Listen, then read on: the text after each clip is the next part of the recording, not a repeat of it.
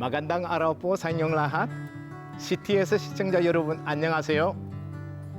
저는 필리핀 바탕가스에서 현지인 바탕가스 장로교회와 왕의 자녀들 기독교 학교를 사역하고 있는 이용돌 선교사입니다.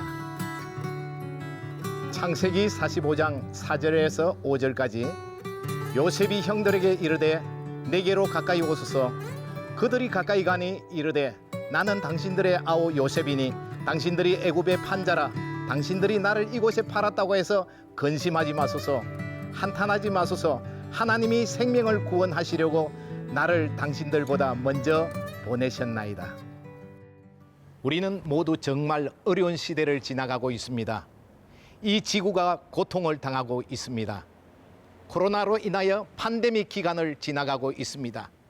우리가 잘 아는 요셉은 야곱의 11번째 아들로 형들에게 미움을 사서 이집트의 노예로 팔려 유혹의 시련과 억울한 감옥 생활을 겪게 됩니다. 그는 어려운 시절을 보내야만 했습니다.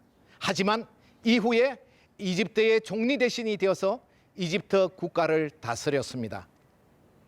본토 친척을 떠난 선교사의 삶은 어쩜 요셉의 삶을 늘 연상하게 합니다. 요셉은 타 문화권에서 그의 삶을 통하여 애굽인에게 축복의 근원이 되었습니다.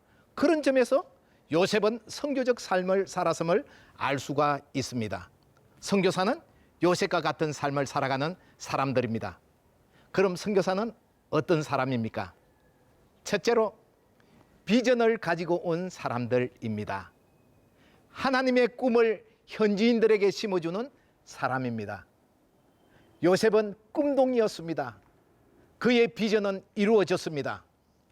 저는 이곳 바탕가스에 와서 30년을 현지 목회를 하면서 늘 느끼는 것은 말씀대로 순종한 교인들, 특별히 하나님의 비전을 가지고 함께 온 교인들은 지금은 꿈이 아닌 현실이 된 것을 볼 수가 있습니다.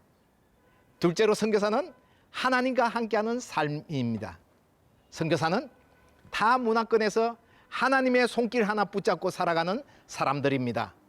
여기에 주님의 손길이 후원자들과 함께 하셨습니다.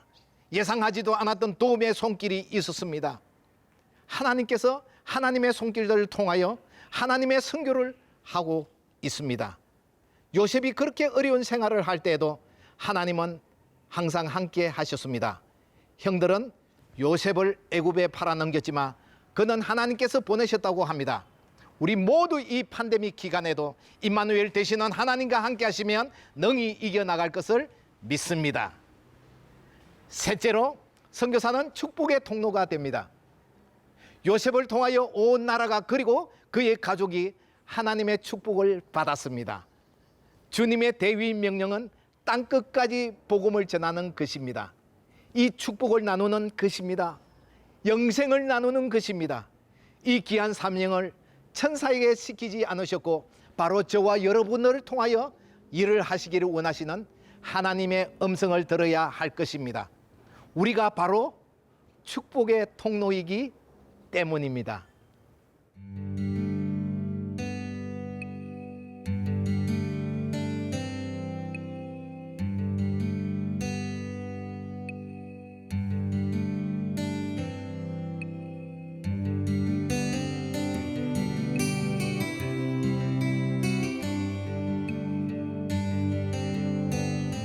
우리는 그 어떠한 어려운 상황 가운데서도 주님의 약속의 말씀을 잊으면 안 됩니다.